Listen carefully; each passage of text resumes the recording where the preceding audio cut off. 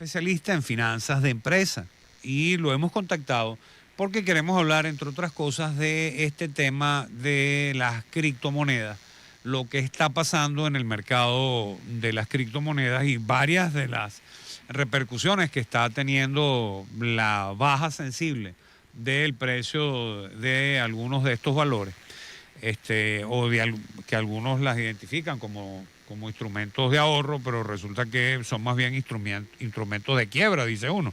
Muy buenas tardes, un placer pues tenerlo en el programa. Estamos conversando o vamos a conversar con el economista Aaron Olmos, @Aaron Olmos es su red social en Twitter, pues, ¿no? Y bueno, lo escuchamos. Muchísimas gracias por atendernos. Estamos en presencia de una quiebra, de un fraude. ¿Qué es lo que está pasando con las criptomonedas? Bueno, muchas gracias por la invitación, ¿no? Y de verdad que agradecido por la oportunidad de poder hablar de estos temas, ¿no? Lo que estamos viendo es una corrección de precios. Lo que estamos viendo es algo que ya ha ocurrido en estos 13 años de historia de Bitcoin y los criptoactivos, ¿no? ¿Qué supone esta corrección de precios? Bueno, el mundo de los criptoactivos está siendo impactado en la actualidad por la economía real. Vale decir que la economía real es la economía de bienes y servicios, es la economía de producción de alimentos, de construcción.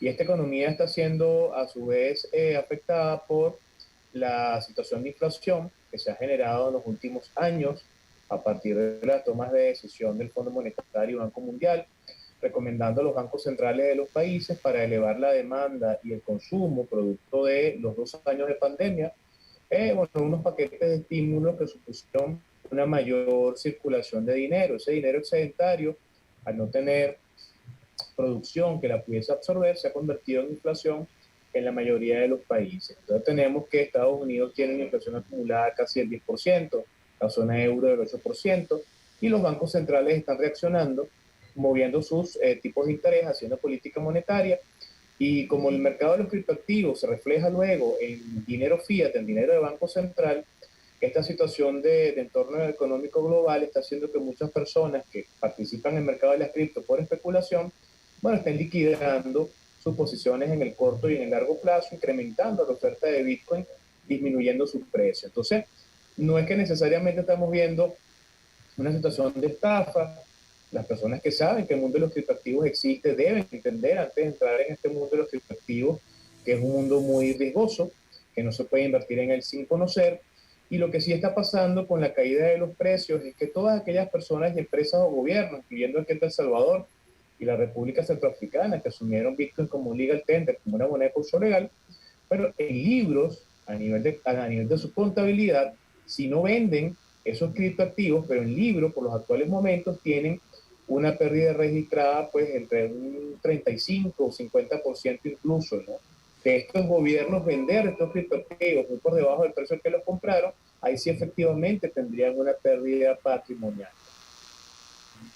Fíjese, usted dice que no es fraude, pero nosotros hemos visto varias informaciones, bueno, que apuntan incluso en Binance dijeron, mire, no vamos a poder liquidar operaciones con Bitcoin. Yo te estoy diciendo una cosa que leí, creo que el lunes pasado, ¿no?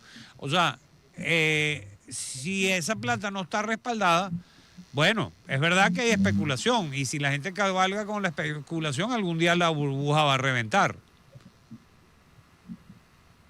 Sí, bueno, lo que pasó con Binance ocurre en la bolsa de valores también, ¿no? Cuando una acción de una empresa, su precio tiende a caer a gran velocidad por razones de entorno, razones operativas, la razón que sea, para evitar una situación de miedo, incertidumbre, las bolsas de valores tienden a restringir el acceso a la liquidación de determinadas acciones, ¿no? Ajá. Esto lo hizo Binance, evitando que más personas pudiesen liquidar, y esto de alguna manera lo que supuso fue que, bueno, no iba a haber más oferta, no iba a haber más cantidad de Bitcoin en el mercado, ¿no?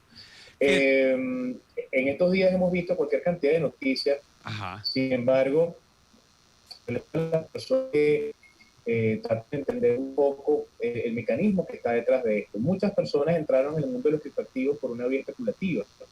Cuando uno se lee el libro blanco del Bitcoin, de la primera criptomoneda, por ningún lado en esas 9 páginas Satoshi Nakamoto dice que creen un mercado de inversiones como vehículo de inversión. Bitcoin nace como un medio de pago, ¿no? Y estos 13 años de historia, bueno, se ha transformado Bitcoin y las otras criptomonedas, casi 20.000, en cualquier cantidad de salidas, ¿no? Económicas y financieras. Y ciertamente muchas personas participan por un tema de incremento de precios, ¿no? Buscando una ganancia rápida. Esas personas que están especulando son las que ahorita están en una situación de liquidación, que bueno, no hay nada más miedoso que el dinero, y Eso es quiere estar verdad. siempre en los lugares donde se le puede garantizar su seguridad y su crecimiento, y por eso vemos que pasan de Bitcoin a Fiat, de Fiat a otros activos, inclusive commodities. Claro, estamos conversando con el economista Aaron Olmos, especialista pues en temas de finanzas empresariales. Fíjese, vamos a hacer una pausa, pero a nuestra vuelta, yo quisiera que en la próxima parte del programa habláramos también sobre si quiebran los bancos, ¿no? Y uno ha visto que eso ha ocurrido en varias partes del mundo. Nosotros aquí mismo por estas calles lo hemos vivido. Un mercado no regulado, o con poca regulación, donde además entran en juego otros elementos como blanqueo de capitales, que también ocurre, respaldo a operaciones un poco oscuras que también dentro del secretismo hacen pensar que hay cosas turbias detrás de algunas de muchas de las operaciones. Uno se pregunta entonces si lo mejor es seguir en el mundo de la economía real o dejarse llevar por esta ola del tema de las criptomonedas y operar en ese mercado. Vamos a una pausa y a nuestra vuelta vamos a conversar, o seguimos conversando con el economista Aaron Olmos sobre estos temas de las criptomonedas y qué está pasando. Sobre todo porque hay algunos premios Nobel de Economía, bueno, que han dicho que hay que acabar con las criptomonedas porque son un gran riesgo, como lo fue la crisis, por ejemplo, del sector inmobiliario hace algunos años atrás en Estados Unidos. Breve pausa, ya regresamos. 2:45 de la tarde. Usted está en el aire con Antonio Di Gianpaolo.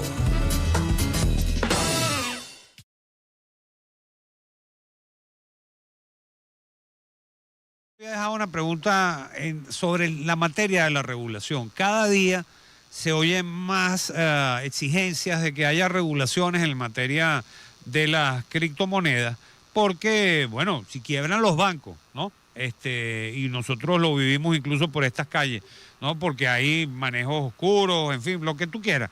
Pero han quebrado bancos, calcula tú, si no va a ocurrir eso en un mercado virtual donde además hay muchísima especulación y encima de eso algunas operaciones, como dicen algunos premios de economía, hasta oscuras y de financiamiento del terrorismo y no sé cuántas cosas más detrás de las criptomonedas por el secretismo. 2:50 de la tarde, con nosotros el economista Aaron Olmo. Te escuchamos.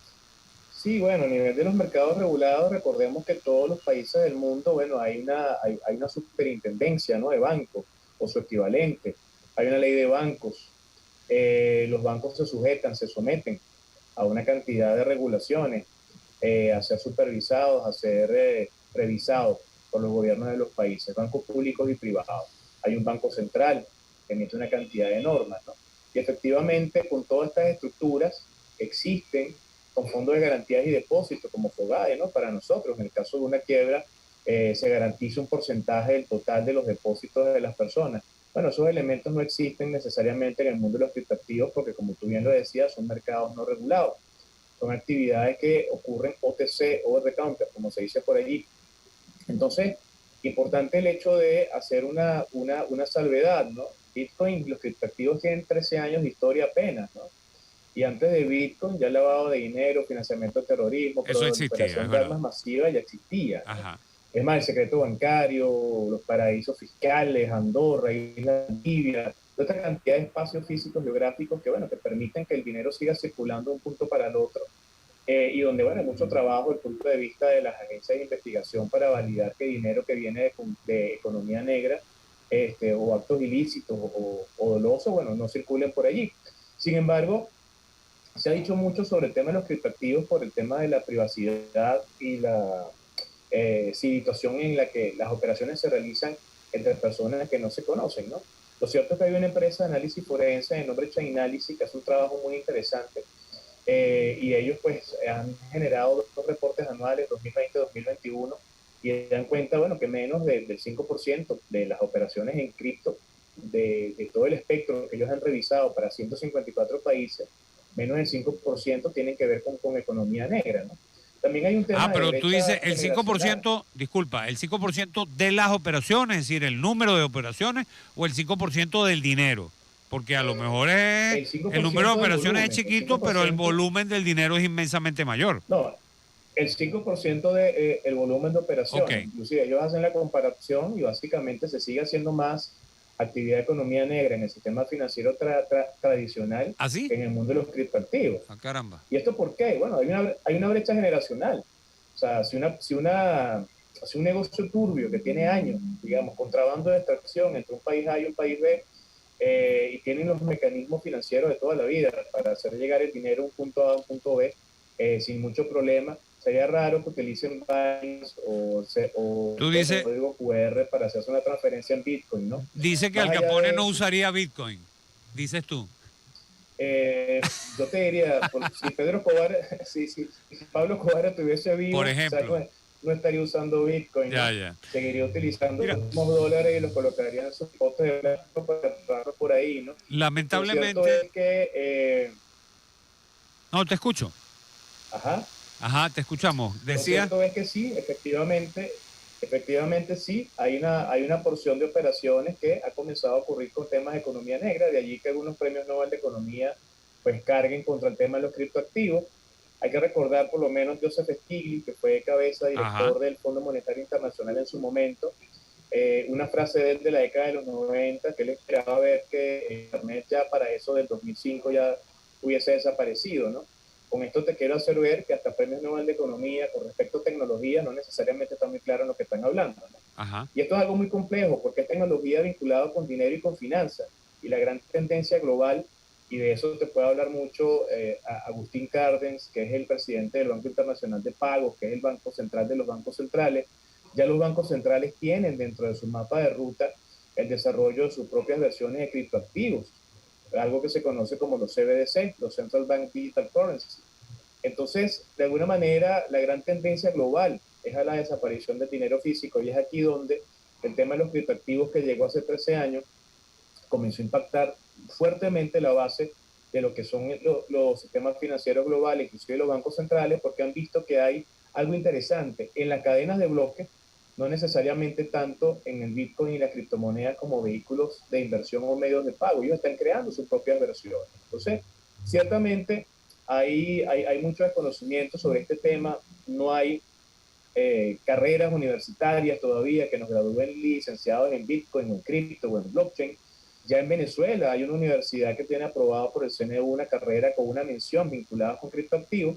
Eso es bien interesante porque de alguna manera, si bien hay cosas no muy buenas, hay cosas muy importantes detrás del tema de los criptoactivos que hay que separar de que el precio bajó subió o de que la gente hace trading Ajá. o de que se compran unos equipos para hacer minería. Por eso, como te decía, los bancos centrales y bancos importantes como el HSBC o Santander o BBVA están visionando sus propias versiones de criptomonedas. Inclusive el propio Banco Central Europeo tiene su propuesta del euro digital. Ya. Bueno, estamos despidiendo su participación. Estamos conversando con Aaron Olmos, quien es economista, especialista en finanza empresarial. @Aaron Olmos es su red social. Rápidamente sobre el petro, una pregunta. ¿Por qué si hay fluctuaciones de el resto de las monedas y el petro es supuestamente un criptoactivo, pues no varía, no cambia? ¿No? Y alguna reflexión, y además no cambia para mal ni cambia para bien, porque también cuando los precios del petróleo estaban en el piso, bueno, seguía costando $60 un petro, y ahora que están al doble, ¿no? Como por ciento y pico, pues sigue costando $60 un petro. Uno no entiende. Sí, bueno, cuando uno lee el libro blanco del petro, la parte que tiene que ver con el cálculo del precio, el petro se nos vende como un criptoactivo estable. Es un criptoactivo porque es tecnología, a final de cuentas, digital, pensada como un medio de pago generado por un gobierno de un país, ¿no? Sin embargo, no es un criptoactivo como un Bitcoin o como un stablecoin, es otra cosa, ¿no? Y dentro de las características que tiene, en su dependencia proporcional unos commodities que fijó el gobierno, petróleo, hierro, oro y diamante, en unas proporciones. Cuando uno ve el método de cálculo que aparece en ese libro blanco, que es el documento que le da vida al petro, como todos los proyectos criptos tienen un documento blanco, vemos que hay un factor de corrección. Ese factor de corrección le permite al Ejecutivo Nacional switchar hacia arriba o hacia abajo el precio de ese petro para que siempre esté alrededor de los $60. Así que al final de cuentas es más discrecional ese precio que tiene para el mercado interno, que no depende tanto de lo que esté pasando con los commodities, ¿no? Entonces por eso vemos que suba o baje, pase lo que pase con el Bitcoin, el petro siempre sigue estando allí, con sus características, porque bueno, el gobierno es el que lo controla, no es el mercado, ¿no? Claro. Vamos a despedir tu participación, extendemos la invitación para que nos acompañes en otra oportunidad y nos gustaría en alguna ocasión hablar sobre este tema del petro también, porque, bueno, sobre la usabilidad, sobre quiénes están operando con él. Es que me cuentan que incluso ya en las estaciones de servicio tampoco las están aceptando porque los están aceptando porque PDVSA tampoco acepta petros. Entonces uno no entiende por qué una empresa del Estado, que además el Estado es el que creó el petro, como tú lo dices, y lo controla, pues no aceptan los pagos a través de esa misma, de esa plataforma en Patria. Vamos a una pausa, amigos y amigas, 2:59 de la tarde. Gracias al economista Aaron Olmos por habernos acompañado en esta primera parte del espacio del programa En el Aire. Breve pausa y ya volvemos. Usted está en el aire con Antonio Di Gianpaolo.